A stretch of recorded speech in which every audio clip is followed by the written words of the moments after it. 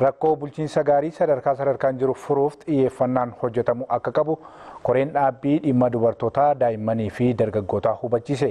Koreen kun magaalaa Naqamteetti piroojektota misoomaa hojjetaman daawwachuun jiraattota waliin mari'ateera. Gabaasni kan riippoortara keenyaa Gammachuu Boobootii Dirbaa Yaadataatu qindeesse.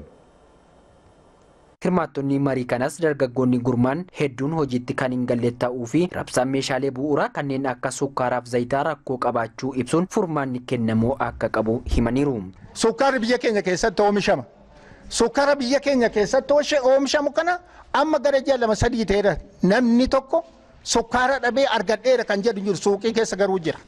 Eessaa akka dhufe suuqii gara birrii 70 argaleera amma namoonni keenya waan shaayii danfifatanii dhugan hin qaban.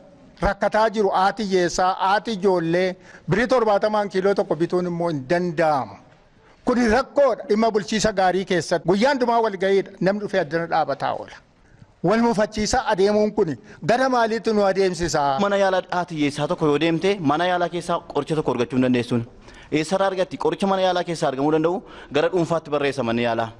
Kaayyoon marii fi daawwannaa kanas gabaasaa waraqaan dhiyaate hojiirra ooluusaa mirkaneessuuf akka ta'e dura teessuun koree dhaabbii dhimma dubartootaa daa'immanii fi dargaggootaa caffee Oromiyaa addee Mastaawit Fayyisaa himanii. Naannoo mana murtiitti, naannoo poolisiitti, naannoo haqaatti, naannoo mana qopheessaatti walumaa gala seektaroota adda addaa tajaajilli itti kennamu keessatti yoo laalle ammallee fooyya'insi yoo jiraates xiyyeeffannaa guddaa barbaada. Itti quufinsa maamila keenyaa yookiin itti quufinsa hawaasa keenyaa mirkaneessuudhaaf hoggansi dhaabbatee ilaaluu danda'uu qaba. Koreen dhaabbii dhimma dubartootaa daa'immanii fi dargaggoota akkasumas misooma magaalaa fi manneenii caffee Oromiyaa ijaarsaa istaadiyeemii Wallaggaa galma giddugalaa gabaa fi waajjira afyaa'ii bulchiinsa magaalichaa daawwachuun hoggantoota magaalichaa waliin mari'achuun xumuraniiru.